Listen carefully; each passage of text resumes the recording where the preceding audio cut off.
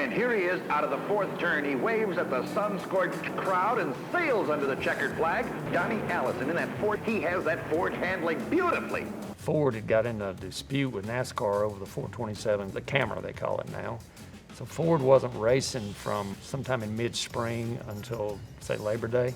When that was going on, the people at Ford just told our dad and uncle to, y'all just do whatever you want to do for the summer, all this will get worked out. So my dad went to France with the Le Mans project when they went over there in '66 with the GT40s.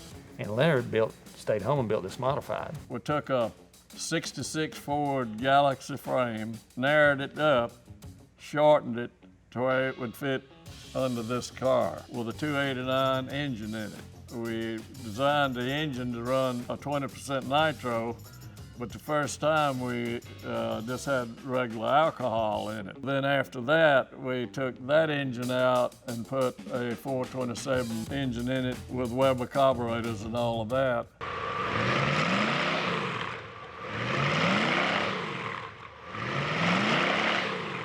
They sold it, I'm gonna say in the late year of '67, maybe going into '68, to the Edwards brothers.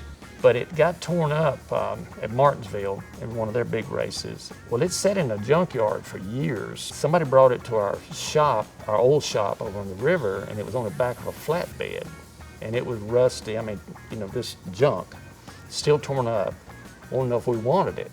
And at that time, we didn't have any need for it, so we didn't take it.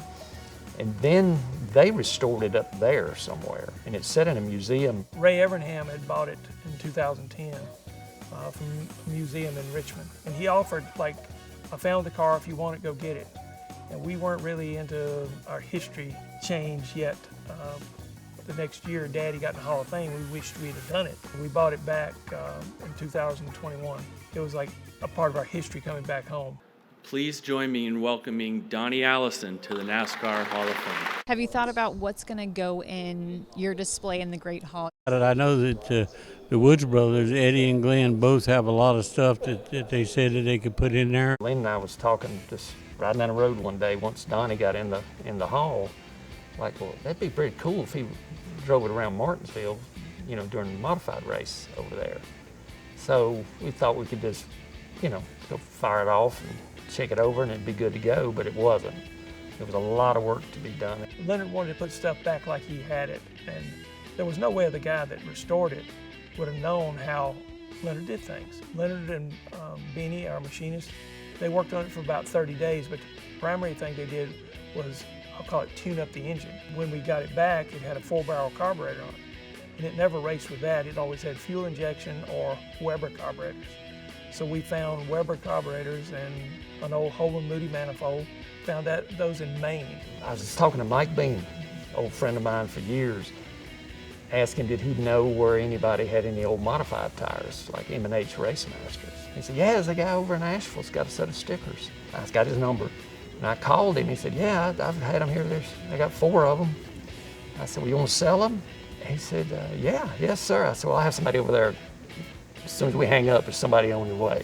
And that's how we got them. The leaders are dead even at the start-finish line, but it will be Allison taking command at turn 1. It was an important car because the race that Donnie Allison won with in '67 was kind of a who's who of modified racing. And Ray Hendrick was the dominant factor back then.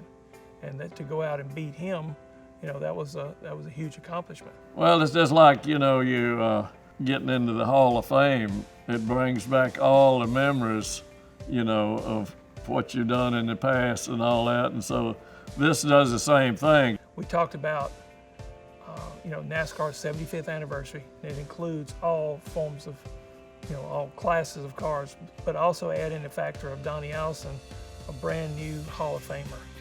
I think that's what kind of put it over the edge for us. Of like, we've got to do this. We've got to somehow make it happen. So we'll be quite proud when it rolls off. We're going to see you out in the backyard here playing with it later, or do you think you've had your fun in these things? Whatever you want. I mean,